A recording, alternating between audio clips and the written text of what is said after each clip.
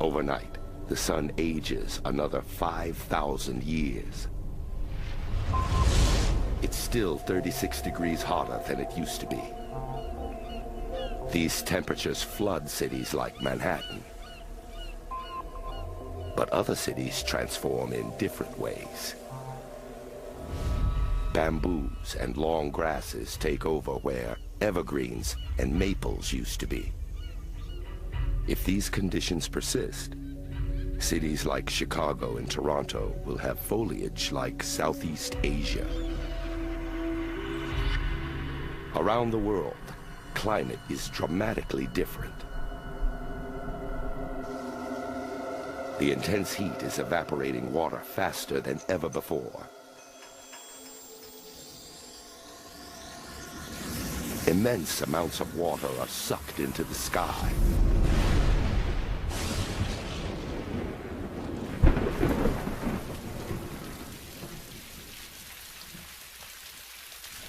Tropical storms lash the planet. But even though there's lots of water, the rain is actually killing some plants. And part of the reason is found in the mountains. Here, the pounding rain causes massive erosion. As new rock is exposed, minerals start to bind with carbon dioxide. Over thousands of years, it's stolen from the atmosphere. But plants need carbon dioxide to breathe.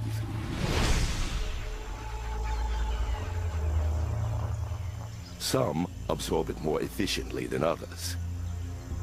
And in this hotter world, they're thriving in new locations. But other plants normally found in the northern hemisphere aren't adapting well. Maples, oaks, and evergreens struggle with the dramatic climate change.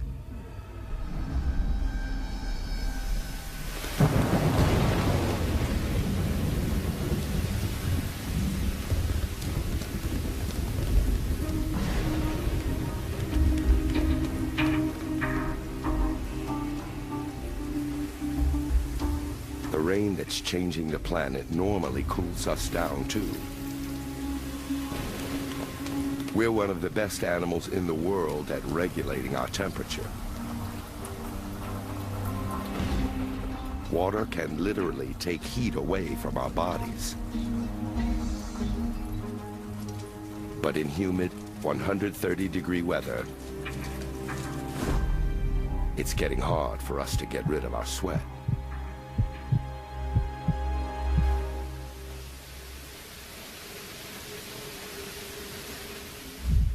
Under such extreme conditions, our bodies can lose nearly a gallon of water an hour.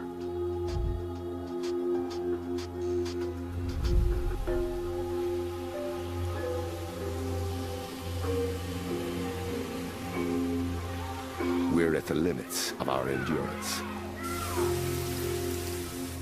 And the heat won't let up.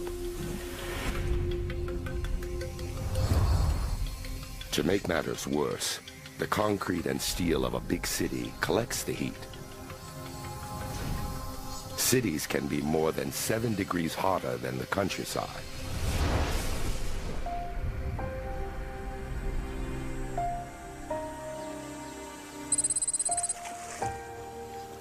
To survive in such a hostile world, there would be an enormous migration to the countryside, where the temperatures are slightly cooler.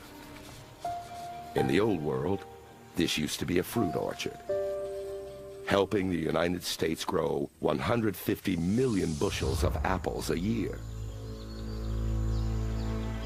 But like other plants in the northern hemisphere, these apple trees are not doing well. It's just too hot for the plants to grow. And it would be difficult for us to harvest the fruit. Working in such intense heat quickly raises our body temperature to dangerous levels.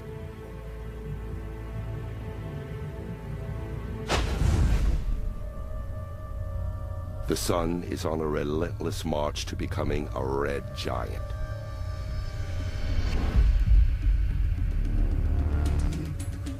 But before it gets there, the heat will continue to rise. And we'll be completely wiped from the surface. This is a world where the sun is nearly 2/3 of the way through its life. It's something that won't happen for 3 billion years. But in this experiment, we've sped up the aging process to see what effects the sun's old age would have on Earth. Hydrogen used to make up most of the sun's core. Now, it's severely depleted. But even though there's less hydrogen, the sun is actually hotter. As the hydrogen decreases, the outer layers of the sun exert growing pressure, forcing the remaining hydrogen to fuse more quickly. It's a doom cycle that will end in the sun's death.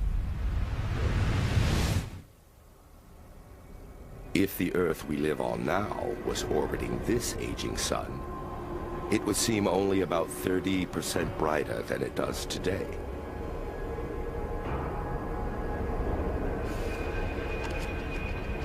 But it's not the brightness we react to as much as the heat. Seasons as we once knew them no longer exist. The temperature now soars past 212 degrees.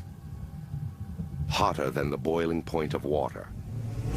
Humans simply can't survive in this heat.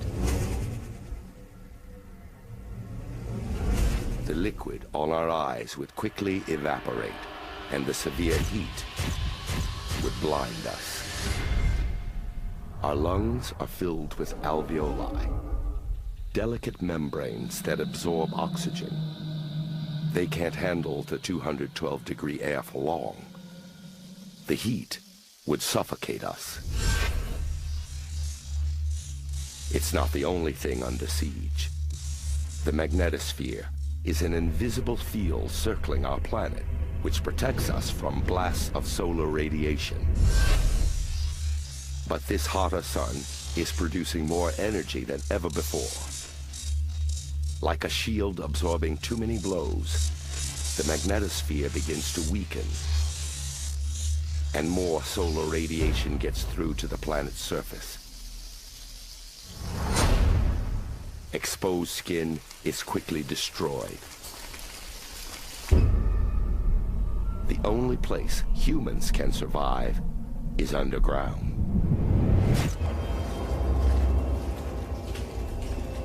Here, ragged remnants of the population are shielded from the vicious UV radiation and crippling heat.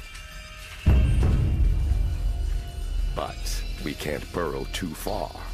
The temperature rises over 15 degrees Fahrenheit for every 1,000 feet down.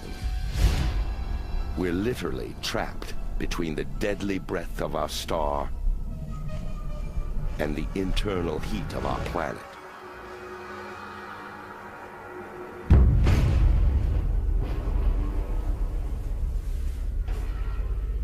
If we want to explore the surface, we can't go unprotected. Modified spacesuits are a possible solution. Designed to battle the sun's searing heat, these suits come with their own internal cooling system and oxygen supply.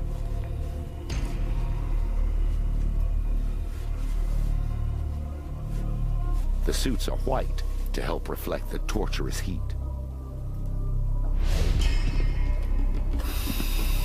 But anyone wearing it will have to struggle with the suit's weight. More than 100 pounds.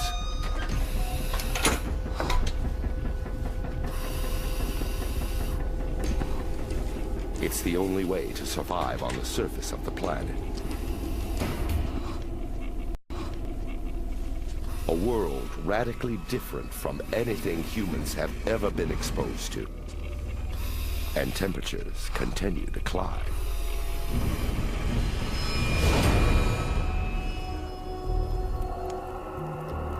It's now over 300 degrees. Cities bake under the searing heat.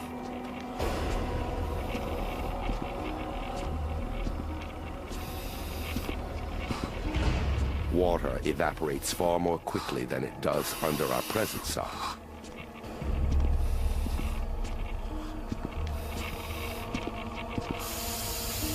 Around the globe, water levels are falling.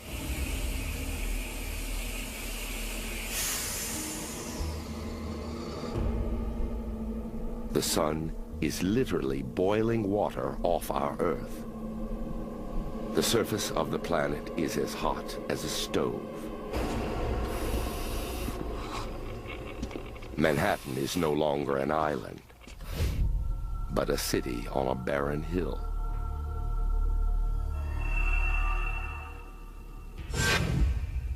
Concrete and steel canyons that were built over hundreds of years are now deserted.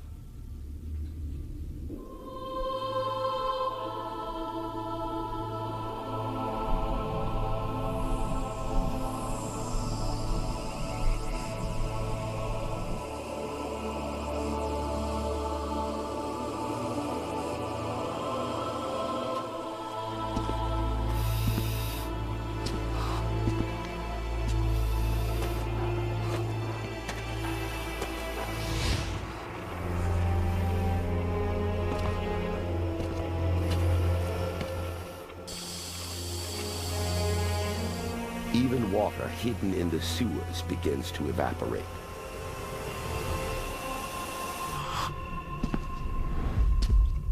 And doors stick shut as the intense heat forces the metal to expand.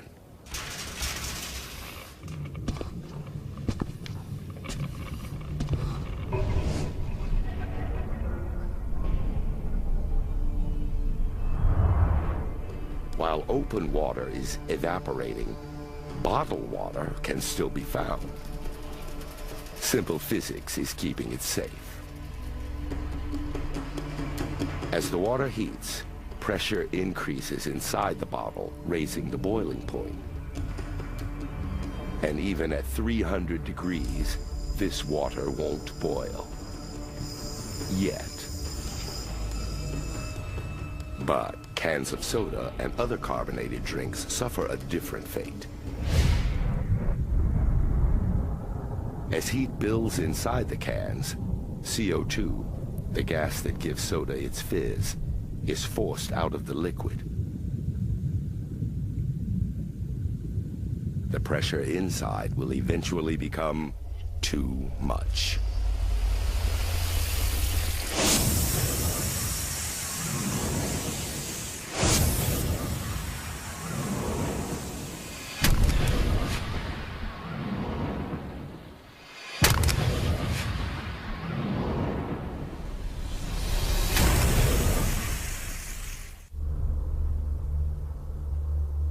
As the temperature continues to climb, the effects are much greater.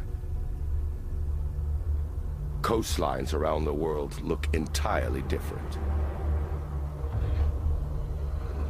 More and more of the ocean's water disappears. Half of the water in the Pacific Ocean would be gone.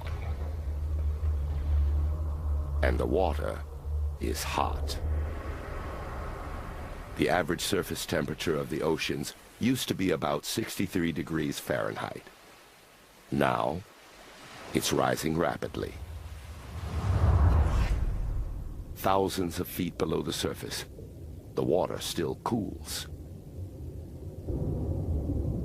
Fish that thrive in warmer waters still cling to life, for now.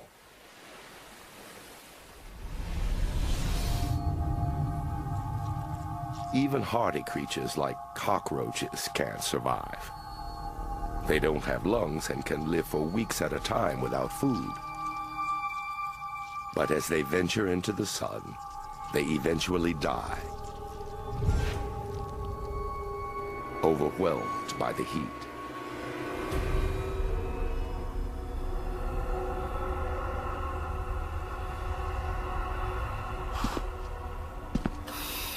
As huge bodies of water burn off into the sky, the Earth's climate continues its transformation.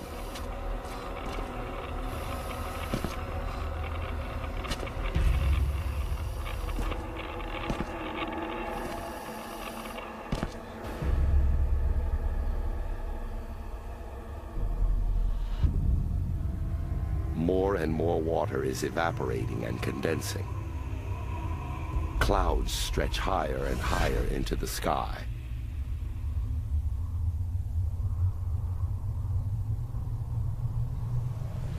And storms get increasingly larger. Megastorms, hundreds of miles across, lash the planet. If temperatures keep climbing, the air eventually becomes too hot for the rain to hit the Earth. It would evaporate before it ever reached the ground. For now, the enormous banks of clouds reflect some of the sun's heat. But ever-rising temperatures on Earth can't be stopped. Deserts take hold around the world. Even the hardy bamboos and grasses are overwhelmed.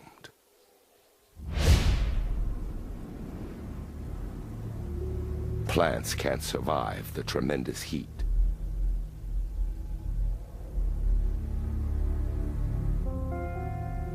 The death of plant life makes the brutal conditions on Earth even worse.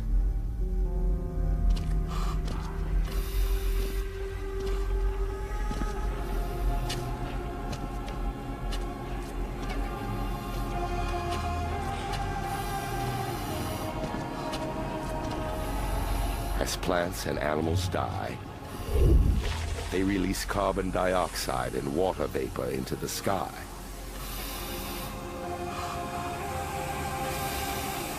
Both of these gases are part of our thermostat.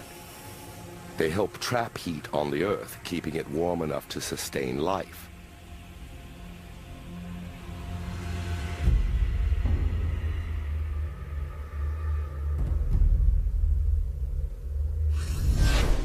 But now, as plants and animals rot, and water evaporates at an astounding rate, it creates an intense greenhouse effect. Too much carbon dioxide and water are being released. Our thermostat is broken. It's more than 300 degrees on the surface of the planet, and climbing.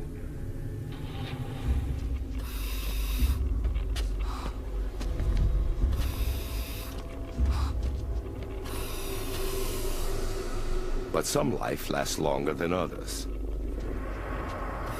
Cyanobacteria would be among the final living organisms on the planet.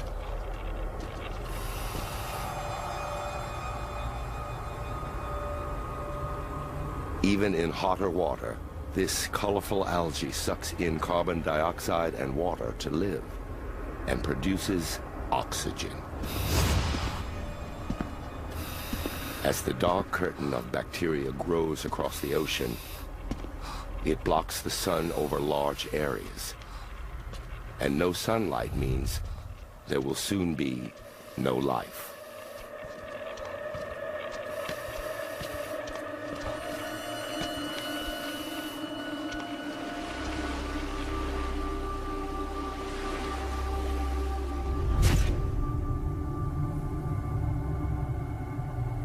In a world of raging storms, where humans are struggling to survive, one of the most important necessities of life is disappearing.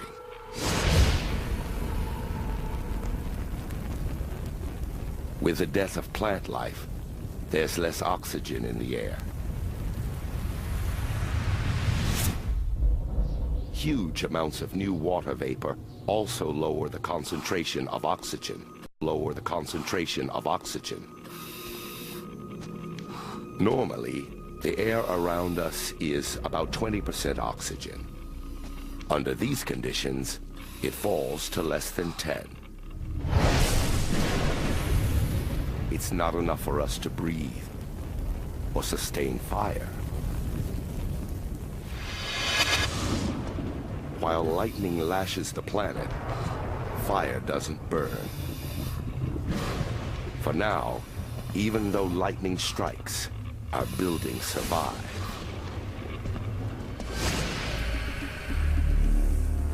But worse is yet to come. What's left of our planet is going to change even more dramatically.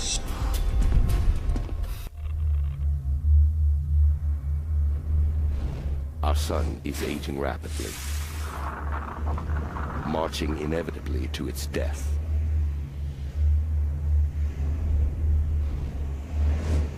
This is the sun as it would be 4 billion years from now.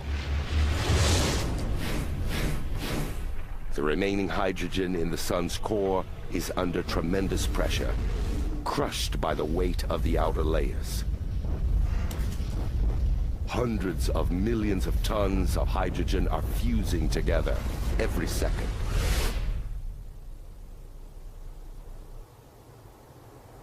It's an Earth we barely recognize. The surface of the planet is now 700 degrees and rising.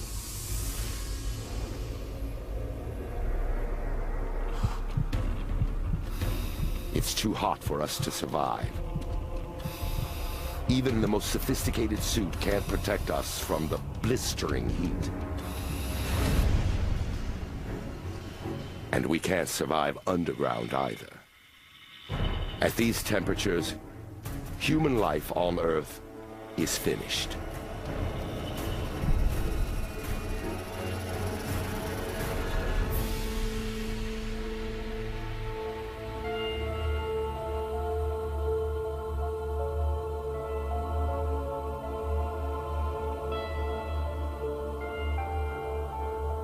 Every last drop of water on the planet is evaporating.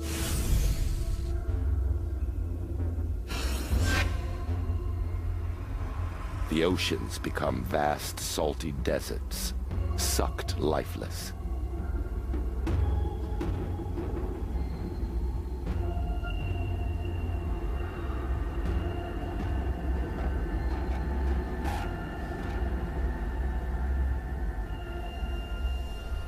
As the oceans vaporize, Earth is shrouded in clouds, which reflect the sun's rays.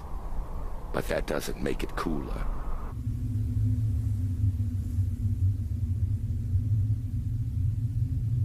The heat is trapped in this gas envelope. But heat isn't the only punishing problem. The air pressure on Earth is now 270 times what it once was. If humans were on the planet, it would feel like every square inch of our body was being crushed under the weight of 4,000 pounds. Eventually, pressurized containers are destroyed, crushed by the Earth's enormous atmosphere. But even highly volatile liquids like propane and gasoline still can't burn. In these conditions, there's not enough oxygen to sustain flames. But the extreme heat is more than enough to begin melting what we've left behind. Polyester and plastics turn into a molten mass. The extreme temperature also marks the death of anything made of concrete, which was created with water.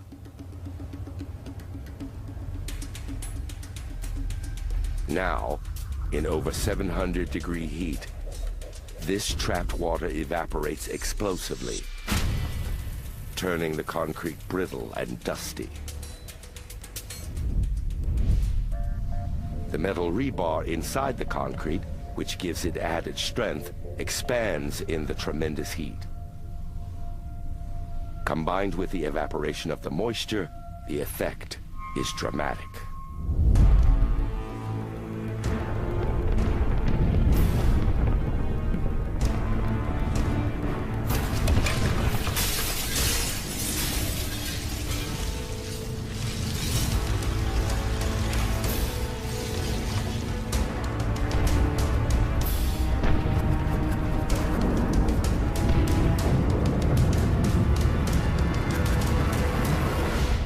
But some ancient monuments are still able to withstand the heat. Even 700 degrees isn't enough to damage the limestone of the pyramids, or the sandstone that makes up Stonehenge. They wouldn't melt just yet, assuming they were still around. But these incredible temperatures aren't stable. 700 degrees isn't anywhere near the most extreme the world will see. The greenhouse effect gets worse.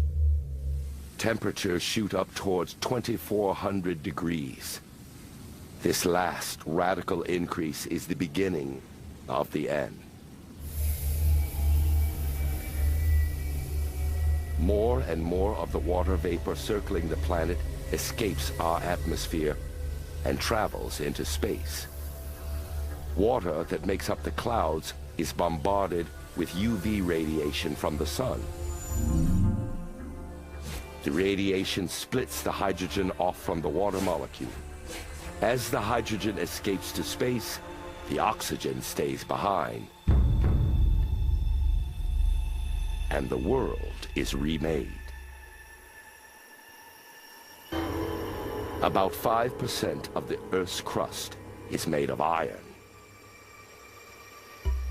As the oxygen returns, the iron rusts, and the planet begins to turn red.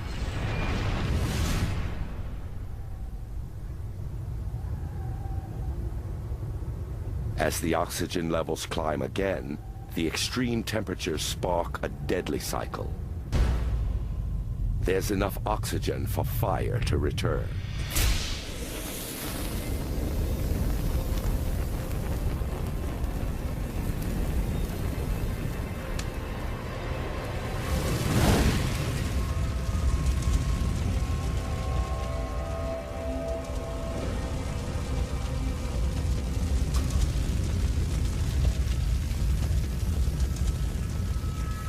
Anything that survived now burns.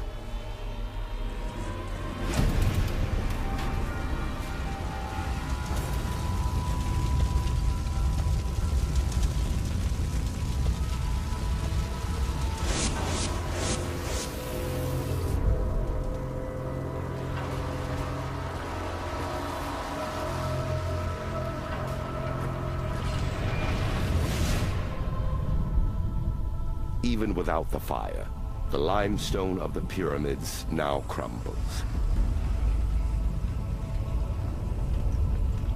And the sandstone of Stonehenge melts.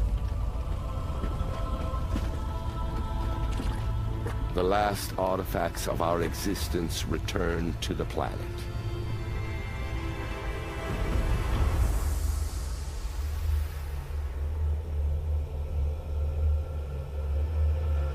Earth is now a scorched, rusting world. The sun is just 40% brighter than it once was, and what's left is completely consumed by fire.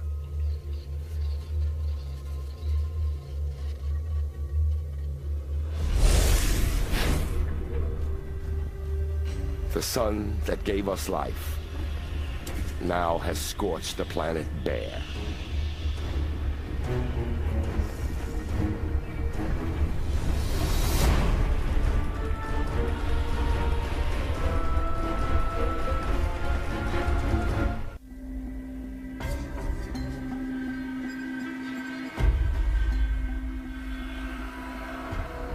This is the Earth. Billions of years into the sun's future. Our sun has aged, and we've tried to live under the light of a hotter, brighter star.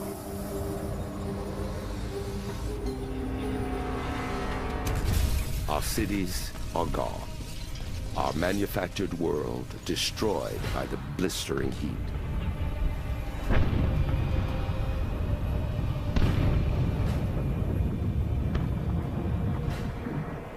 Any kind of life has become impossible.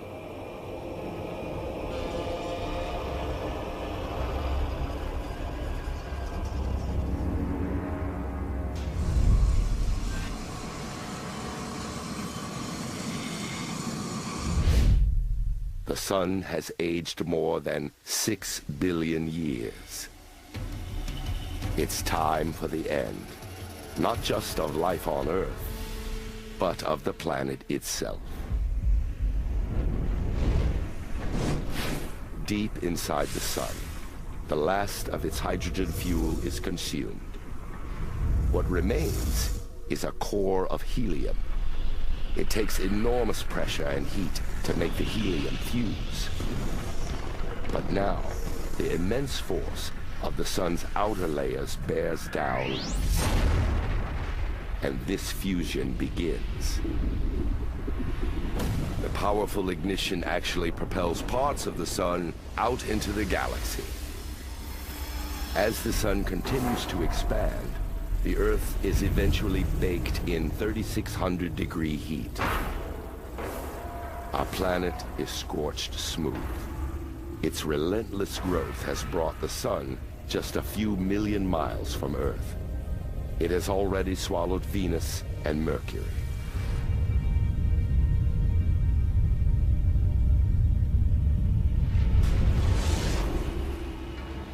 Now the rising sun completely fills the horizon on what remains of our planet.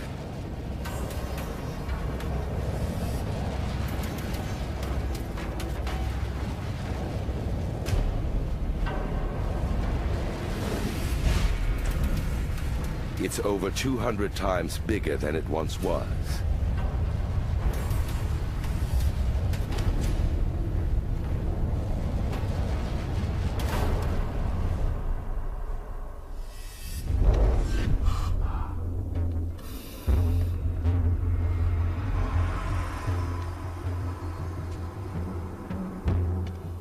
Humans would only be able to witness this event if we had somehow escaped the Earth and were observing our planet from afar.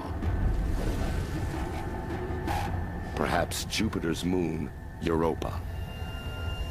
It's always been outside the habitable zone of our solar system, too cold to support human life. But the red giant has changed that. Temperatures reach habitable levels even at the far edges of our solar system. But Earth looks nothing like it used to. No signs indicate it could have ever sustained life.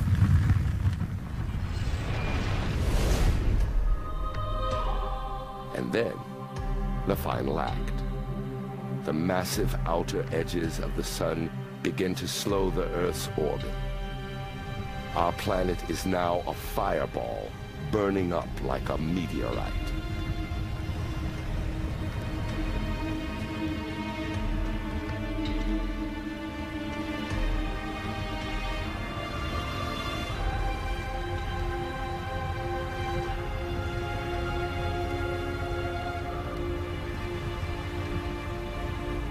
In a blast of unimaginable heat, we're swallowed by the sun.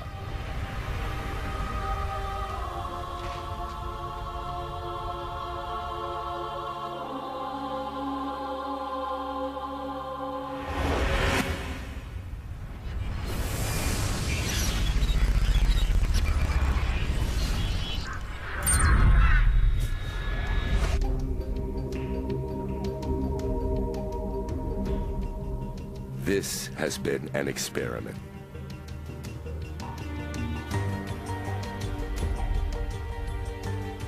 As our sun ages, it will slowly become hotter and larger. It will eventually become a red giant and transform our solar system.